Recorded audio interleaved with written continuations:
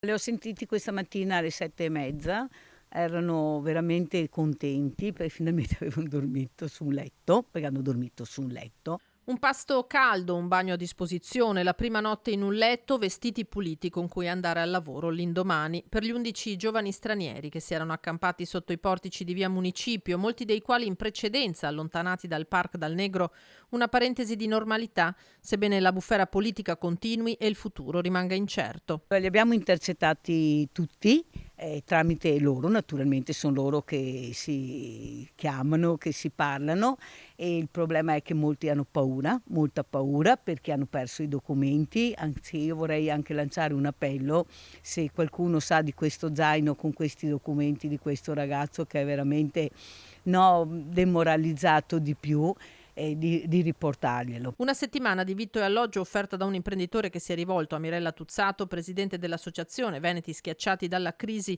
giudicando inaccettabile il grado di disperazione di questi migranti. Lui, quando ha sentito questo ragazzo che ha detto "se questa è vita voglio morire", lui mi ha chiamato, ha detto: "Io non posso sentire questa frase su un ragazzino, un ragazzo giovane, potrebbe essere mio figlio, mio nipote, e non dare la possibilità a questo ragazzo di dire guarda che ci sono anch'io, che posso aiutarti.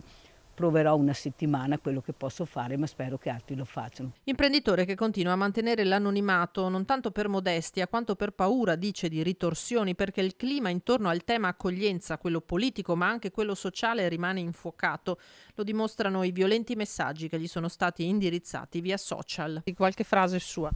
Che non pensava ci fosse così tanta cattiveria, che ce ne fosse sì, ma così tanta cattiveria e ignoranza, ecco, non se l'aspettava. Una goccia nell'oceano, continua a definirla Mirella, che a qualcuno però dà fastidio e che qualcun altro considera di fatto inutile. L'imprenditore, che non so chi sia, un imprenditore anonimo, io lo ringrazio perché per una settimana darà speranza a questi ragazzi. Ma finita la settimana? Che si fa? Cioè, come dire, dopo? È questo il tema, no? Intanto cominciamo da questa settimana e poi vedremo, perché se cominciamo a dire sempre ma ce ne saranno altri, ma intanto cominciamo con questi 11 e poi vediamo. Soluzione accolta con favore anche dalla diocesi che, malgrado il duro attacco ai parroci che hanno difeso i migranti, ha evitato di polemizzare con il comune. Lei sta già pensando a come fare dopo questa settimana?